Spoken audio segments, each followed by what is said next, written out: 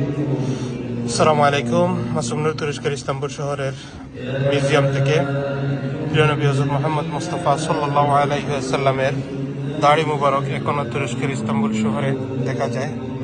আমরা দেখতে এসেছি, অনেক টুরিস্ট, অনেক ভিজিটর এই দাড়ি মুবারকগুলো দেখতে এসেছেন। আল্লাহু আকবার।